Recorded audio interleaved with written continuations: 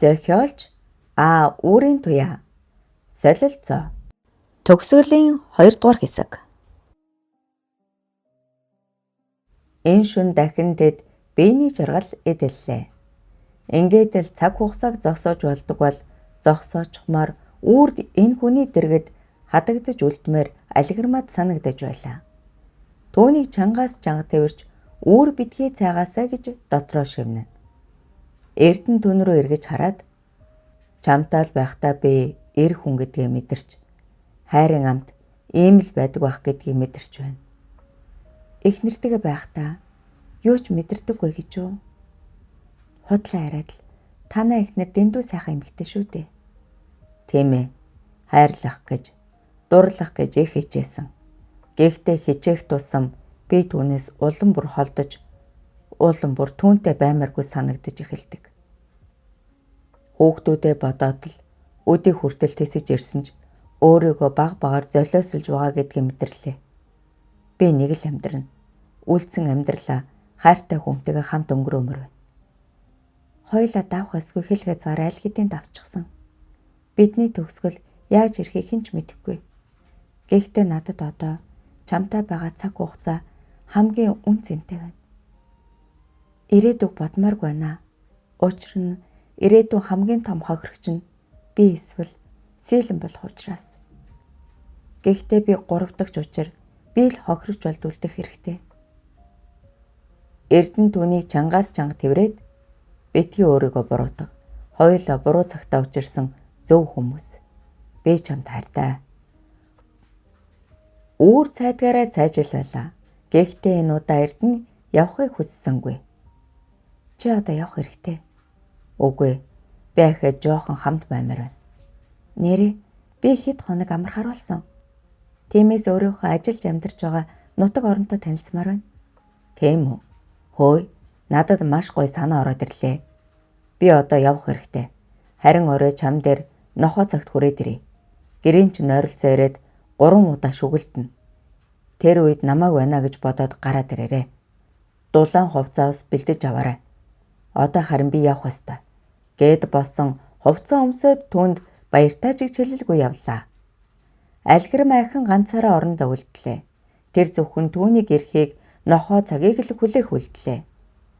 Өдөржин сэтгэл догдлон хүлээсний эцэст нохоо цаг болов. Үе цаг руу харан шүглийн дуу хүлээн. Удалгүй үнэхээр 3 удаа шүгэлдэх дуу сонстов. Алгирмаач баярлан бадантай зүйл барин гарлаа. Эрдний зүг очвол тэрээр хөдөлгөөн морьтой хүлээж байлаа. Хоёулаа хамт морьт явнаа. Чимээр унж чадна үсттэй. Би чадахгүй штэ. Зүгээрээ. Маш номхон хоньны морь байгаа юм. Чамайг унаж чадахгүй байхаа гэж бодоод хамгийн номхон морь авчирсан. Би чамайг хөдлөөд явчих болохоор битгий гэж хэлээд түүнийг өргөж морин дээр мордууллаа. Ингээд хамт морьтой тавхилаа. Анх удаа л морь унаж байгаа хэрнээ Эрдэнэтэй хамт явж байгаа учраас тэр огт айд сандарсангүй. Хамт тавхисаар нэгэн уулын бэлд очин хадан цохооны дэрэгдэх ганц модоос морьтой уяад өөртөө жижиг агуйнд орж хоноглохоор болов. Эрдэнэ хизээний хэрээр хоноглож сурсан хүн тул богцтой зүйл гаргаж ирэхэд тэнд нь борц болон хутга гээд хэрэгтэй болчих зүйл мундсангүй. Тулган 3 чулуу бариад дээр нь жижиг тоогоо тавилаа. Энэ агуунд хүмүүс байдаг эргүү жижиг тоогоо хүртэл байх чинь. Манай Монгол эрчүүд хизээнээсээ хэрээр амьдарч ирсэн улс. Тэглэж энэ агууд би урд нь хэд хоноглож байсан юм. Тэгээд л багсаг зүйл орхисон нь. Тийм байх нэ гэж галын зүг харан суулаа. Яг үнэндээ алгирмаад үгээр хэлхийн аргагүй маш сайхан байлаа. Хэрийн хоол амттай гэж хамттай хоолж цайлаад ундахаар болов. Алгирмаагийн авчирсан дээлийг газар дэвсээд Эрдний дээлийг нөмрөн хамтдаа унтлаа. Эзгүй хээр талд тэднээс өөр хүнгүй тул хинээст санаа үл заван жаргал эдлэнэ. Энэ удаа тэд анх удаа өглөөний нарыг хамтдаа угтлаа. Шууд жиргэж моддын сэрчгнэх чимээ гэдэл үнэхээр гайхалтай өглөө байлаа. Тэд цай чанаж уугаад мориндоо мордон ахин давхилаа. Холбоо нуурын ирэг дээр амраг хос аз жаргалынхаа тухай зөвхөн өөрсдийнхөө тухай ярилцсан. Ингэж явсаар ахин нэг шөнийг нэг өдрийг хамтдаа өнгөрүүлснээр орой бүрий болоход алгирмааг сумын төвд хүргэж өглөө. Энэ удаа Эрдэнэ гэрт нь орсонгүй үүднээс нь салцгаалаа. Хайртай хүнтэйгээ өнгөрөөсөн энэ 2 хоног алгирмаагийн хамгийн жаргалтай 2 хоног байлаа. Энэ өдрөөс хойш хэд хэдэн өдөр бүр сарын хугацаа өнгөрлөө. Дахин Эрдэнэ ирсэнгүй. Алгирмаа ажиллаа хийсээр орой бүр Эрдэнэийг ирэхийг хүлээсээр. Харин энэ хооронд дүрзэд алгирмааг ажлаас нь ирэхэд хоол хийж түүнийг хүлээх болжээ. Өдөр бүрэл дүрзтийн хоолыг амтрхан идэнэ. Нэг өдөр дулмыг ямар нэгэн зүйл сонсож байж магадгүй гэж түүнээс асуув. Дулмаа эгчээ, та Эрдэнэ Сэлэн хоёрын тухай ойрд дуусна уу? Үгүй ээ, яагаав? Зүгээрээ. Тэр айлд очсноос хойш тэр эхнэр нь миний санаанаас гархаа байлаа. Тийм сайхан эмэгтэй гэж байдгаа. Үнэхээр Монгол эмэгтэй шинжийг бүрэн агуулсан бүсгүй байсан. Тийм шүү. Манай Сэлэн үнэхээр сайхан эмэгтэй. Би нэрээ чамайгч Эрдэнэд талтай болчихлоо. Айл гэр өөмөлөх нэ гэж бодож байлаа шүү. Хөөе, тэр чин Сэлэн үү дээ гэж дулам уулга алдав. Алгирмаач гайхан цонхоор харвал үнэхээр Сэлэн ирж байлаа. Алгирмаа гайхах айх хоёр зэрэгцэн арай намайг нөхөртөө харилцаа тогтоосныг мэдчихсэн биш үсттэй. Гэх бодол давтан зогсож байтал түүний хаалгыг зөөлөн тогшиж эмчи орж болох уу гэж Сэлэн шагаав. Алгирмаач толгой дохин түүнийг оруулав. Харин дулам тэр өрөөнөөс даруй гарлаа. Алгирмаач сандран сайн байна уу? Та ямар хэрэгээр гэж түгтчин асуухад харин үзүүлэх гэдэг би ойрдоо дотор муухараад болдоггүй. Тэгээд л ирлээ гэв. Үүнийг сонссон алгирмаа баг зэрэг тайвширсан ч дотор муухарах гэдэг үгийг сонсоод улам бүр сандрав. Дотор муухарахаас гадна өөр ямар шинж тэмдэг байна? Дотор л муухараад байна. Ээлдээ хурц өнөр авсны дараа бүр тэгэх юм. Сарын тэмдэг чинь хизээ хамгийн сүлд ирсэн бэ? Миний сарын тэмдэг их хэлбэлцдэг юм л да. Хаяа 2-3 сар ирэхгүй байж байгаад нэг ирэхээрээ 7-8 хоног ирдэг. Гэхдээ сүүлд бол 2 сарын өмнө ирсэн юм байна. Алгирмаа маш их сандарч зүрх нь хурдан цохилно. За хоёулаа үзлэг инэ гэд дотроо сандарч байсан ч түүнд харуулахгүй тулд маш тайван хандхаар шийдлээ. Тийм ээ. Сэлэн жирэмсэн болсон бөгөөд саргарантай байв. Энэ мэдээг түүнд дуулгахад Сэлэн маш их баярлаж байлаа. Нэрээ юу? Эмчээ тийм үү? Манай нөхөр ямар их баярлах болоо. Хэрвээ охин байвал бүр сайн да. Манай хүн охин хүүхдэд үнэхээр сайн. За эмчээ маш их баярлалаа. Би ч хүү дээрээ ингэж байгаагүй болохоор ямар нэгэн өвчин тусчтэй гэж бүр санаа зовоод нөхрөө шавдуулсаар ирж үзүүлж байгаа нь. Одоо гарч түүндээ хэлээ гэд баяр жаргалаар дүүрэн гарч явлаа. Тэр түүнд зөвлөмж хэлэх гэсэн боловч тэр энд байгаа бах нэ гэсэн бодолтой дарагдаад түүнд юу ч хэлж чадалгүй гаргалаа. Гэртээ ирээд өөрийн ирэхгүй тэр маш их чангаар уйллаа. Цон хонгорхой тул гадуур явсан хүмүүс гайхан бүгд л харцгаана. Тэднийг үлдэн уйллаа. Энэ дунд дүрзэд хүртэл байсан тул тэр түүний хаалгыг цохиод тэр хаалгаа тайлсангүй. Арай гэж тайвшран орондоо орох гэтэл цонх зөөлөн догших чимээ гарлаа. Алгирмаа цонхон дөхөн ирвэл Эрдэнэ байв. Алгирмаач шуудхан л цонхоо хагаад хөшгөө татав. Удалгүй хаалга дуурлаа. Энэ удаа тэр хаалгаа тайлахыг хүссэнгүй. Алгирмаа хаалга тайлаа л да. Чамтай ярих зүйлсүүд байна шүү дээ. Хаалгааны ч ихтэй хөө. Хүн харчих юм бол яах болж байна? Гэхэд тэр хаалгаа нэв. Эрдэнэ бушуухан гэрт нь орж дотроос нь хаалгыг төгжөв. Эрдэнэ халамцуу байхыг тэр анзаарав. Сайн уу? Сайн сууж байсан уу? Яагаад хаалгаа талихгүй байсан бэ? Намайг эрээг уудсан болохоор уурч нь хүрсэн юм уу? Уучлаарай. Би харин ажил гараад тэр бүгдийг зохицуулах гэсээр байгаад ирж чадсангүй. Ядаж байхад Эхнэр өвдөд өнөөдөр л сумын бараа харлаа. Чи эхнэртэйгээ өдрөөс хойш уулзаагүй хэргүй? Тийм ээ. Эхнэрийг эмнэлэг оруулчихад л хэдэн найзуудтайгаа жоохон уучлаа. Эхэндээ түүнийг согтуу байгааг хараад эхнэр нь жирэмсэн учир баярлаад уучхаж тэгээд л надаас бүрмсэн салах гэж над дээр иржээ гэж бодсон боловч түүнийг юу ч мэдээгүй байгаа юм байна гэж бодов. Эрдэнэ айлгармааг тэврэх гэтэл тэрээр дургуйцэж тэврүүлсэнгүй. Чи яаж хаад байгаа юм бэ? Чи хөдөөний малчны ажлыг амар ажиллаа гэж бодоо юу? Хэдэн адууга алдчихад араас нь сураг ажиг тавьж явсаар арай гэж олоод гэртээ иртэл эхнэр өвдчихсэн байлаа. Тэгээд сумын бараа хараад л хүн амьтны хөл хөдөлгөөн тасрангууд чам дээр гүгээд л ирлээ шүү дээ. Чи яах гэж ярьсан юм? Ирэхгүй тэр чигээр явсан бол надад илүү амар байлаа. Би ингэж амьдрахаас залхаж байна. Чи зүгээр л явчих тийх үү? Би гуйж байна. Би эхнэр болон хүүхдүүдийн ч өмнө маш том нүгэлтэй хүн. Оройтойгоо дээрээ чамаас холдмоор байна. Чи юу яриад байгаа юм бэ? Чи аль эсвэл өөр хүнтэй болчихсон юм уу? Би уг нь өнөөдөр салаа гэдгээ хэлчихэд чам дээр ирээ гэж бодсон ч уучсан учир маргааш ирүүл болоод сэлэнд хэлье гэж бодсон юм. Би үлдсэн амьдралаа хайртай хүнтэйгээ жаргалтай өнгөрөөмөр байна.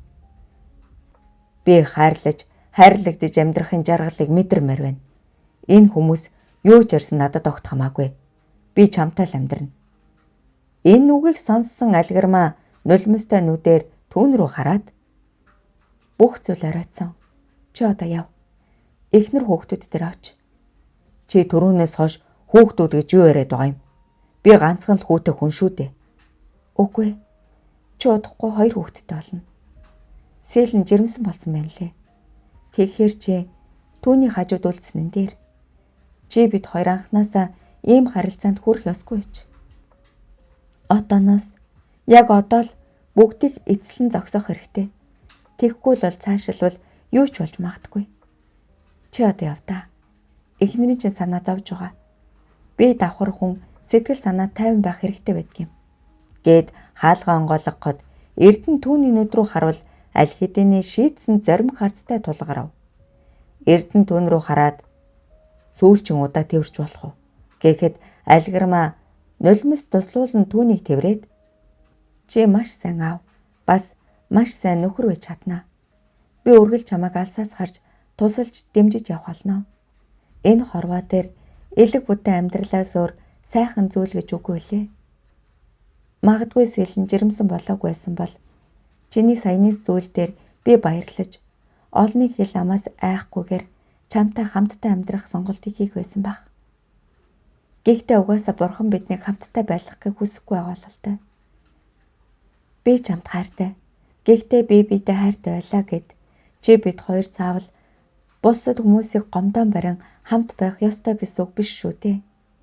Чамд аз жаргал хүсье гэж хэлээд түүнийг сүүлийн удаа үнслээ. Энэ үнсэлт нулимс амтагдсан үнсэлт байлаа. Эрдэнэ юу ч дуугарсангүй тэднийхээс гарan явв. Цонхоор сэмхэн альгармаа түүнийг харахад харанхуйн дунд багаар уусан алга болж байлаа. Энэ явдлаас хойш дахин Эрдэнэтэй альгармаа огт таарсангүй. Түүний дэргэд Эрдэнэ байхгүй ч гэлээ цаг үргэлж түүний дурсамжууд альгармааг маш их зовоодог байлаа. Дахин 1 сарын хугацаа өнгөрлөө. Миний дөө хоолоо идэхгүй ягаав. Ойрноос чи ихэд яд руу харагдаад байх боллоо. Нэг л биш байна шүү чи. Хишгэ эмчид өөрийгөө нэг үзүүлээж ажил гээсээр байгаад унах нь байна шүү. Чамааг хараад байхад хүний оронч нээлжинд хүртэл гараад л хэдэн өдрөөр нойргүй хонож өөрийгөө дэндийвх ажиллуулад байх шиг. Яасан миний дөө ямар нэгэн болоо юу? Чамайг чинь энэ сумынхан дүрзэдтэй сүрхий байгаа. Энэ хоёр чинь бараг хамт амьдарч байгаа гэсэн яриа тараад байх юм. Миний дөө эгчтэй хэлдэггүй мүү? За эгч минь, би юу гэж тэр хүнтэй хамт амьдрах вүлээ дээ? Тэр хүн харин надад сэтгэлтэй болсон л гэдэг юм. Тэглээгээд би өөрөө сэтгэлгүйгээс хойш яах вүлээ дээ? Эмэгтэй хүн өөрөө хайртай биш.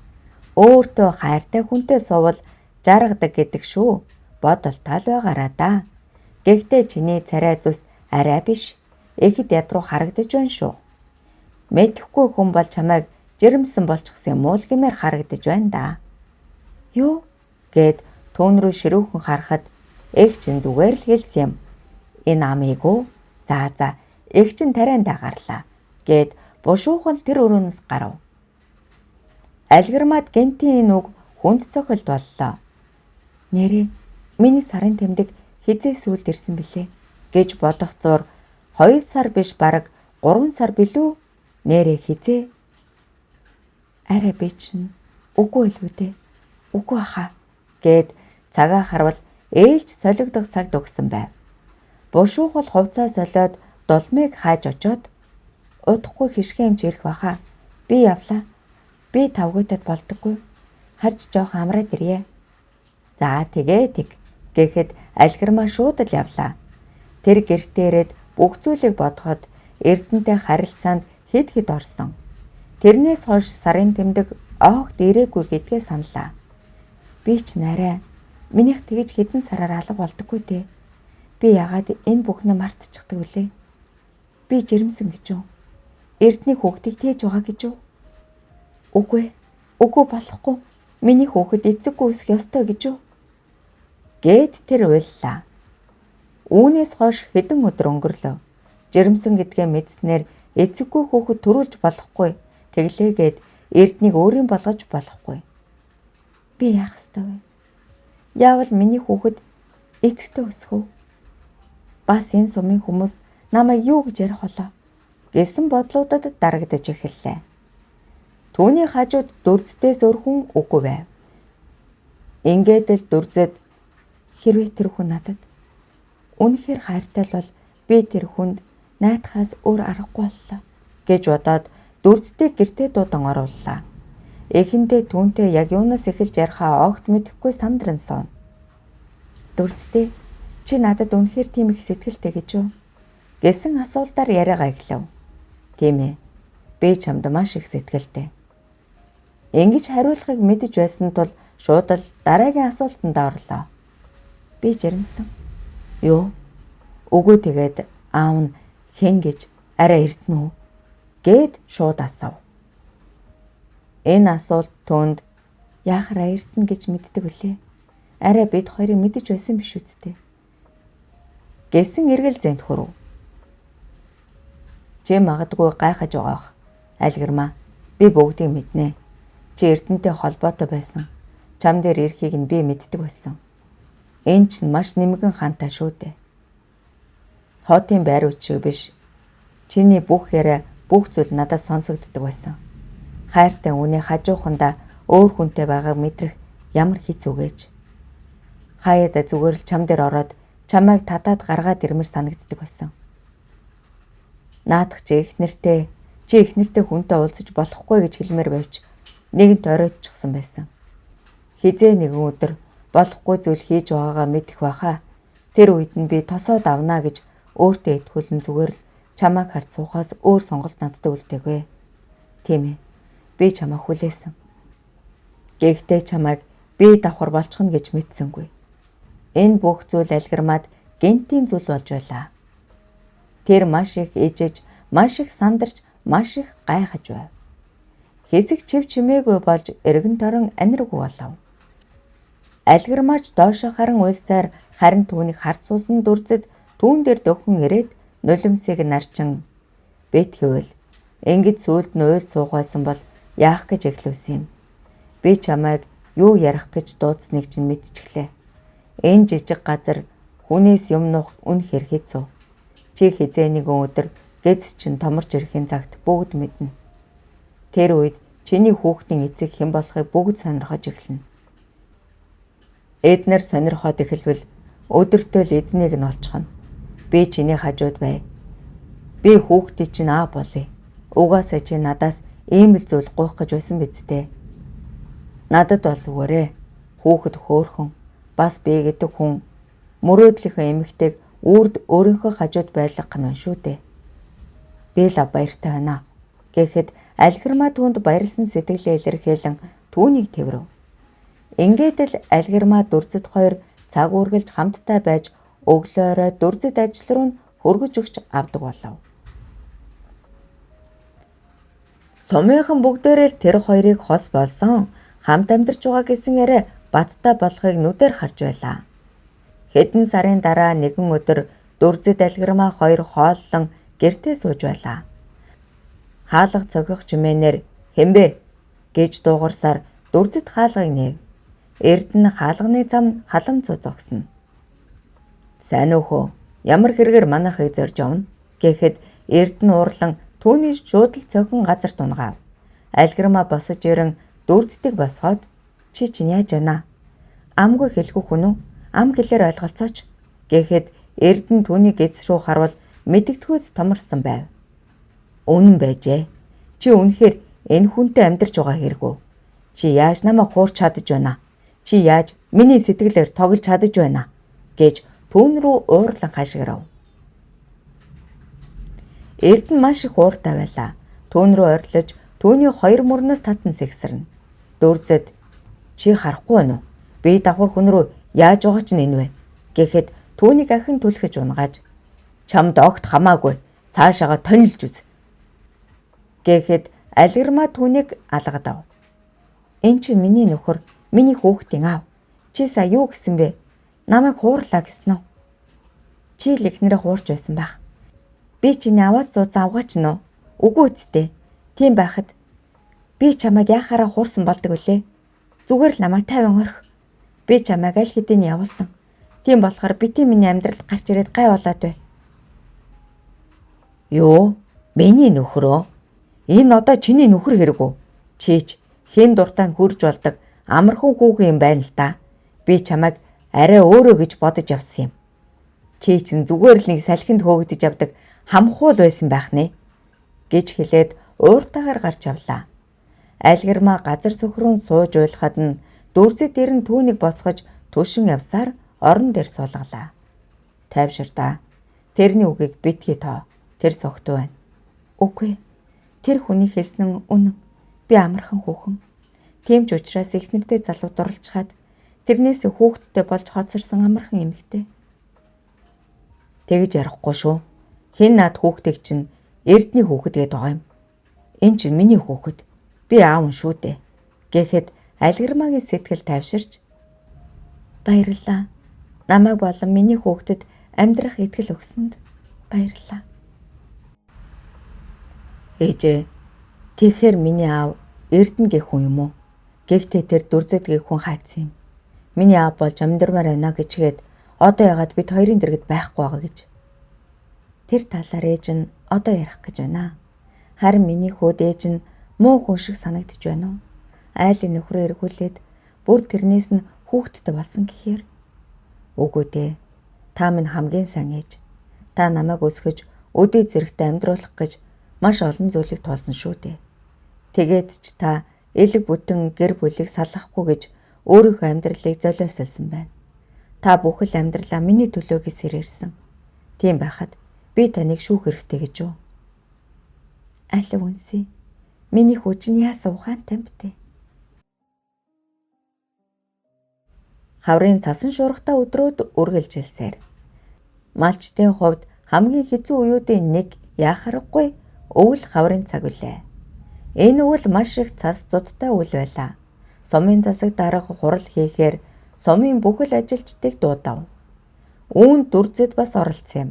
Харин Алгирмаа аль хэдийн амарч хугацаад өгсөн тул гэртээ түүнийг хүлээн сувна.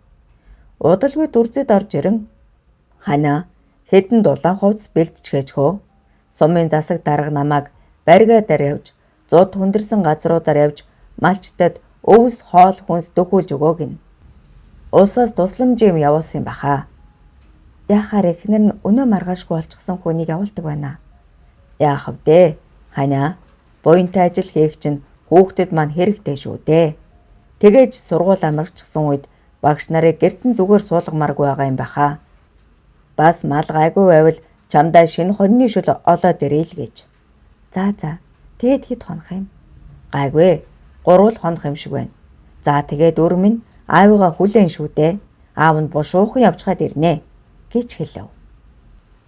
Ингээд маргааш өглөө ургахын улаанаар нар малчтын зүг 2 зээл 130 машин сумын төвөөс хөдөллөө. Дүрзэд яваад 2 дахь хоног дээр алгирмаад өвдөлт өгч эхэллээ. Өвдөлт арай гайгүй байсан тул алгирмаагч бага саг эмбэлдээд эмнэлгийн зүг өөрөө явлаа. Дулам түүнийг орж ирэхийг хараад "Хүүшээ, чи чинь ийм хүйтэн байхад гэртээ байж байхгүй юугаа гэж яваа юм? Харин жоохон өвдөлт өгөөд болтгоо. Бүр их өвдчихвөл ирж чадахгүй юм болно" гэд хүрээд ирлээ. "Аргагүй л эмч хүн гэсэндээ өөр байна шүү" гэд түүнийг тасагт оруулан хэвтүүлв. Түүнийг орж ирмэгц ус нь гарав. Хэсэг хугацааны дараа өвдөлт баг багаар хүчтэй болж байлаа. Сүүлдээ улам бүр л хүчтэй болж дулам жимчийг дуудан үзүүлв. Эмч орж ирэн түүнд үзлэг хийгээд "За ер нь тунд өгсөн байна. Та төрөхөд бэлтгэдэ" гэв. Удалгүй ахин нэг төрхөн өвдөлт өгсөн ус нь гарчихсан гэх дуудлагаар ирсэн эмэгтэй ирлээ. Дуламж гүн очиход Эрдэнэ Сэлэн 2 байлаа. Төрөх өрөөнд алгирмаа өвдөлттэйгээ тэмцэн байлаа. Харин Сэлэн арай болоогүй байсан тул төрөх тасаг руу оруулав. Яг энэ үед бас 2 хүн осгосон байдалтай ирсний нэг нь дүрзэд байв. Осгосон байдалтай ирсэн бөгөөд бүгд сандран түүнийг аврахыг хичээж байлаа. Гэвч түүний зүрх аль хэдийнэ зогсчихсон байжээ. Сэхэн амьдруулах арга хэмжээ авсан ч гэсэн түүний зүрх эргэж цохилсонгүй. Ингээд эмч түүнийг нас барсан гэж хэлв. Үүнэн дээр дүрзэд нь хониндоо яваад сургаггүй алга болсон 8 настай хүүг хайснаар түүнийг олж буцах замдаа төрж хоёул осгохын даваан дээр хүүд бүх хувцсаа нөмрүүлээд өөрөө осгожээ. Азар өнөөх 8 настай хүү аврагдаж харин дүрзэд нас оров. Дууламж мөн хажууд нь байсан тул алгирмаад яаж хэлэх учраа олсонгүй. Түүнийг төрсний дараа хэлье гэж шийдэв. Ингээд Сэлэн алгирмаа 2 зэрэг шахам арараасаа дуугаа авалцсан төрлөө. 2 хүүхдийн дуу ээлжлэн ард ардаасаа цуурайлна. Эхлээд Сэлэн төрж дараагаар нь алгирмаа төрөв.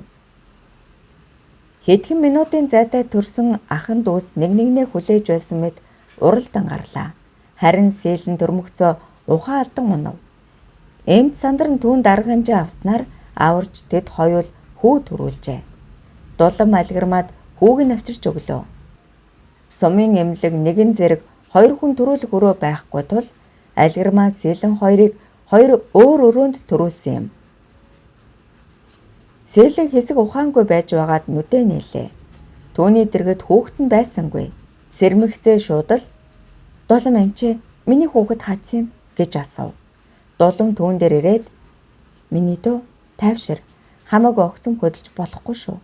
Чи төрөх гэж маш их хүнд төрсөн. Хүүхэд чинь бүтэлттэй төрсөн. Бид авах ёстой арга хэмжээг авсан боловч хүүхэд чинь амьсгалсангүй. Уучлаарай" гэсэн хүнд мэдээгд түүнд дуулгалаа. Эрдэнэ 2 хүү нэгэн өдөр зэрэг төрсөн боловч нэг нь энэ хорвоо дээр удаан ирсэнгүй буцлаа. Үрээ алдсан эхийн зовлон юунаас ч илүү хамгийн хэцүү. Сэлэнгийн амнаас ахин үг гарсангүй. Харин алгирмаад нөхрөө алдсан гэх хүнд мэдээг нь төрснийх нь маргааш өдөр дуулгалаа. Өчигдөрхөн л үртэйгээ уулзаад баярлаж байсан тэрээр өнөөдөр ийм уй гашуутай мэдээ дуулнаа чинээ санаагүй зээ. Маргааш нь Сэлэн алгирмаа 2 эмнэлгээс гарах болов. Эмнэлгийн үүдэнд тэд бибитэйгээ таарлаа. Сэлэн ингэртэй тэрх үргүй хэдэж түүнийг тосоод авах нөхөр хүү 2 нь хүлээж байлаа. Харин алгирмаа хэдий өрн байгаа мөн үрийнхээ эцэг амьд байгаа ч түүнийг тосож авах хүн байсангүй. 2 бүсгүй сүүлийн удаа бие биерүүгээ харан хэн хэнийхээ дутуу зүйлийг хүссэн харцаар бие биетэйгээ тулгарв. Алгирмаа гэртээ ирэхэд хэдий дулам төрүүлж ирэн юм хум бэлдсэн ч гэр нь хөв хүйтэн хүндий хоосон санагдлаа. Хэдий үрийн аав биш ч гэсэн өөрийнх нь хүүхдийг тээж байгаа юм шиг л түүнийг халамжилж хайрлаж түүнд ирэх олны хил амыг тэр өөрийн биеэр хааж өгсөн юм. Тэр асар богино хугацаанд түүнийг эмэгтэй хүн гэдгийг нь мэдрүүлж эрхлүүлж байсан. Энийг хайрынх нь хариуг нь барьж амжаагүй байтал тэр өөр нэгэн хүний баатар болоод тэнгэрт дэвшчихлээ. Алгирмаа энэ бүх хэцүү зүйлийг ганцаараа төвчих аргагүй байлаа. Хэд хоногийн дараа Алгирмагийн ээж ирлээ. Түүнийг хот руу авч явахыг хүссэн боловч ядаж 49 хоногийн өнгөрөе гэсэн шийдэлд хүрлээ. Түүний харбараан амьдралд гэрэл гэгээ олсон тэр нэгэн баатар маш богинохон хугацаанд түүнд их зүйлийг ойлгуулсан юм. Ингээд л Алгирмаа 49 хоногийг нь дуусгачаад хот руугаа буцахаар болов. Түүнийг явахаар бүх зүйлээ бэлтгэхэд тусалахаар дулам ирсэн байв. Миний дүү, эгчтэйгээ холбоотой байгаарай. Эгч нь дүүдээ шуудан явуулна. Эгчийнхээ бүх зүйл дуучлаарай. Эгч нь эцсээ хүртэл чиний төлөө байсан юм шүү. Та надад буруу золоогт хийгээгүйж яагаад уучлахгүй байгаа юм? Харин би танд баярлснаа илэрхийлмээр байна. Та үнэхээр мундаг эмэгтэй шүү гэж хэлээд түүнийг тэврэв. Түүнийг чиглэн ирэх ахин нэг хүн ирж байлаа. Эрдэнэ морьтой давхиж ирээд мориноосоо буугаад Алгирмаа дээр очиод явах гэж байгаа мó? Энэ жоохон цагаан итээмэ гэд баатандаа зөвлөгөв. Баярлалаа. Эрдэнэ би гэд дууга хуран харцаа буруулан уйлав. Бэтгий уйл та. Хол замд явах гэж байж уйлаад явах. Бүх зүйл уучлаарай. Бас баярлалаа. Хөлдөж хөшиж орхисон зүрхийг минь чийл гисгээ гисэн юм шүү гэд духан дээр нүнсв. Буцаад мориндоо мордох гэтэл чи миний хүүгүнсэж гэж хэлээд хүүгээ авчирав. Эрдэнэ хүүддөхөн ирээд түүнийг ингэртэй нан тэврээд мундаг ир байна да. Аавыгаа дуурайсан сайн ир болох болтугай гэд нулимс тусав. Алгирмаач мөн уйсан нь хүүн төрсөн аавдаа анхны бөгөөд сүүлийн удаа үнсүүлж байгаа нь энэ байлаа.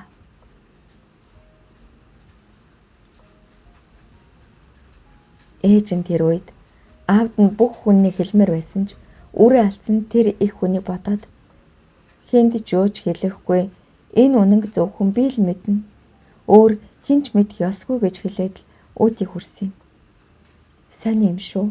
Сэлэн бид хоёр нэг өдөр бүр нэг цагт дэрэг төрсөн гэхэд Бурхан тийм ёс бус зүйлийг төвчж чадалгүй нэг үрийг нь буцаагаад аваад явсан байхаа гэж ээж нь тухайн үедээ бодож байсан юм. Эрдэнэ бид хоёрын үүлийн үр энэ л юм байна. Нэг нь үрээ алдаж, нөгөөх нь үрд үрийнхээ авгүй амьдрах тийм үйлтэй амьдрах юм байна гэж өдийг хүртэл амьдарч ирсэн. Гэхдээ тэр нэг өдөр гээд үгээ таслан Алгирмаа уйлав. Тэр нэг өдөр гэж яасан? Юу болсон мэжээ? Та битгий уйлал да. Ээж нь түрүү өгвөл дулам ихчтэй таарсан юм. Одоо бодоход хэрвээ таараагүй бол гэж маш их боддгийм. Сэлэн бид хоёр зэрэг төрөөд сэлэн ухаан алдахад намайг төрүүлсэн юмч сэлэн л орсон юм бэлээ. Өгийн бүтэлттэй төрсэн миний хүүхэд тэнд амьсгалж чадахгүй байснаар нас барсан гэсэн.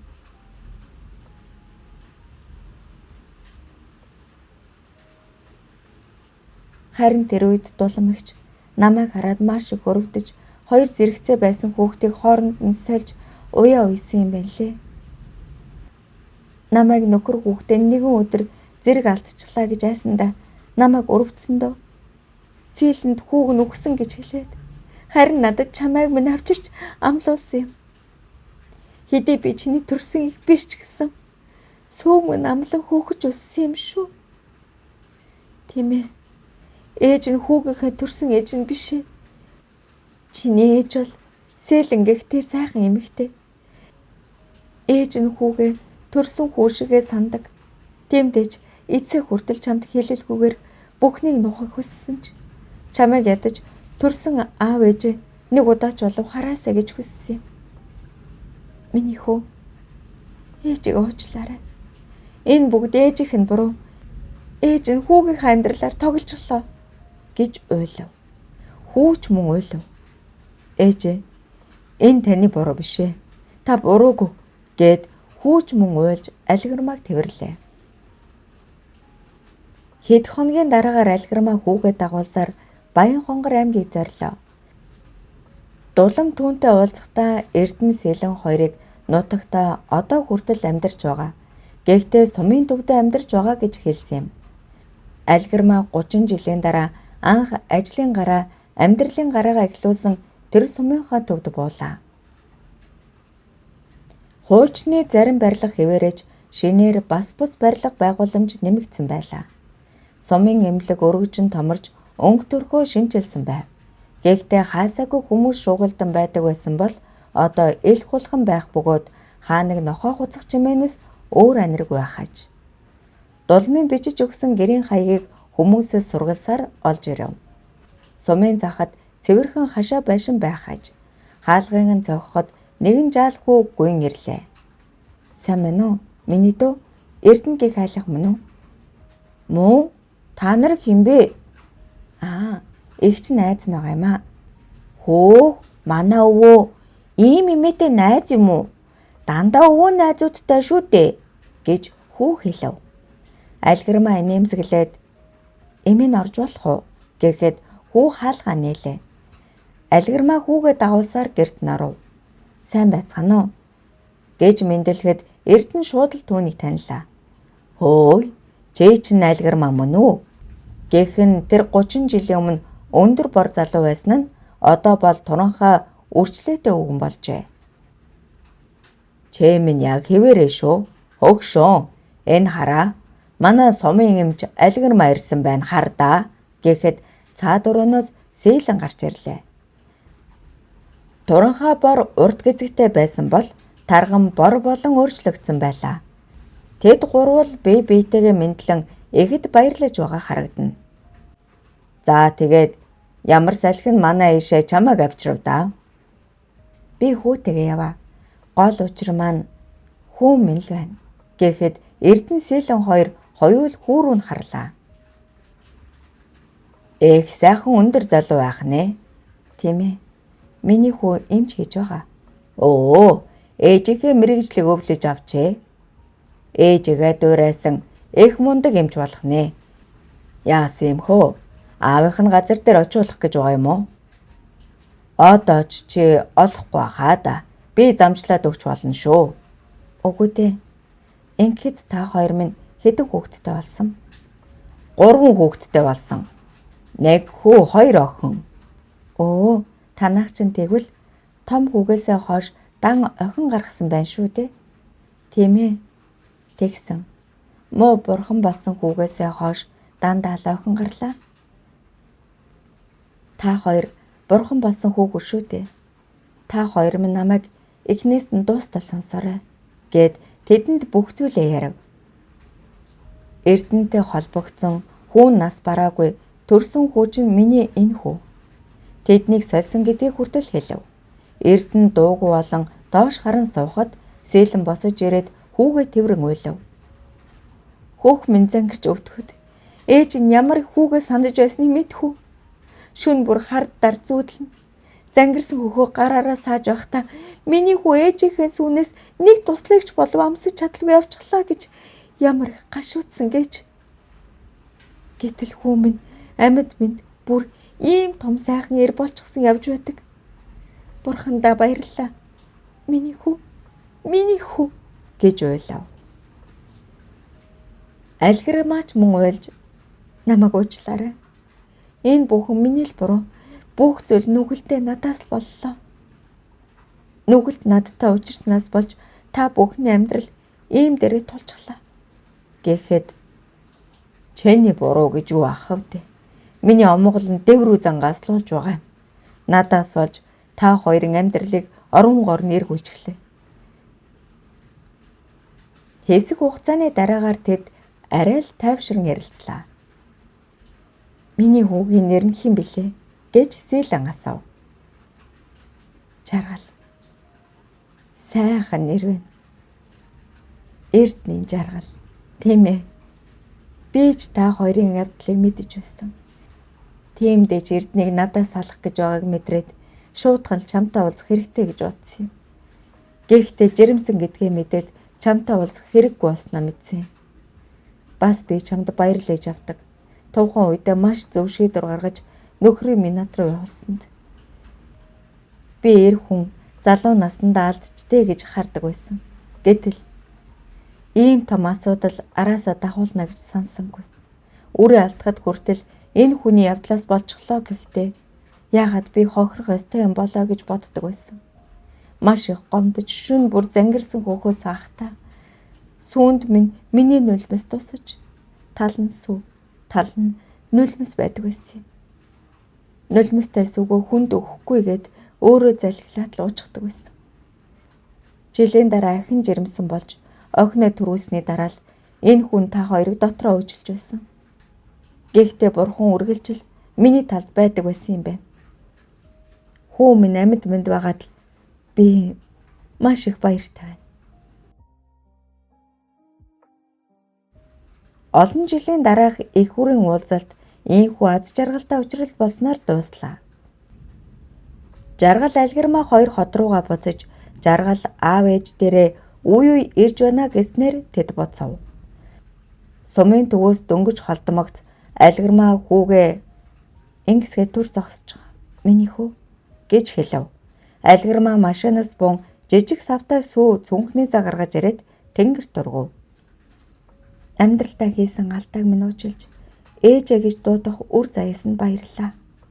Хөөхөө зангируулж нулимстай сүү залгуулж байгаагүйд маш их баярлаа. Миний хийсэн үеийн үр надаар эцэс болог. Үрийн минь амьдрал дардан байг гэж шивнснээр сүүгөө өргөлөө. Төгсөв.